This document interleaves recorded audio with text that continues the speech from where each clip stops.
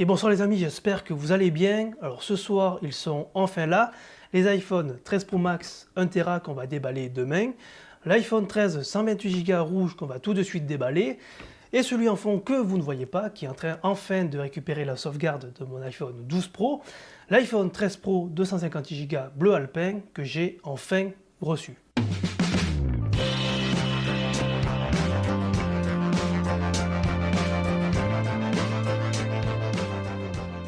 Car oui, pour ceux qui n'avaient pas suivi la petite histoire, mardi dernier, comme la plupart d'entre vous, j'avais précommandé les iPhones. Donc 13 Pro pour moi, 13 Pro Max pour un collègue, sur la boutique soch.fr. Jusqu'à présent, pas de problème, je bénéficiais comme Orange des 50 € de réduction, ce qui n'est pas négligeable au vu du prix des téléphones. Mais du coup, le gros avantage de Soch par rapport à la boutique Orange, c'est qu'il propose le paiement en 4 fois sans frais. Et même si j'ai l'argent, ça fait toujours moins mal, vous le comprendrez, de devoir sortir l'argent par mensualité que de devoir le sortir d'un coup. Du coup, mardi, lors des précommandes, je choisis ce mode de paiement pour les deux téléphones, je reçois bien le mail de confirmation, mais le soir, en fait, je reçois un mail que je trouve un petit peu bizarre, puisque ça fait, lorsque je réfléchis, environ 7 ans que je suis chez Soch, et que ça fait 7 ans que je n'ai pas changé de papier, à savoir de pièce d'identité, ni de RIB, et que ça fait 7 ans que je n'ai eu aucun problème de prélèvement bancaire, et que finalement ce mail n'a pas lieu d'être. Et en fait, j'aurais bien fait de le lire, puisque vendredi, lorsque je n'ai pas reçu mes précommandes, et que les autres aussi, je me suis bien dit qu'il y avait un problème. Et ce problème, je l'ai bien compris en recontactant Soch, puisque là je tombe sur un conseiller enfin compétent qui me dit qu'il fallait impérativement renvoyer ses papiers, puisqu'autrement les commandes sont bloquées. En même temps, il est sympa, il me renvoie un lien en interne qui permet d'éviter la boîte postale et de gagner du temps, et du coup c'est un lien qui permet de renvoyer les fichiers sur les serveurs d'Orange. Là je lui demande à tout hasard sous combien sont traités les demandes et les dossiers, et là il me dit que ça dépasse jamais 48 heures.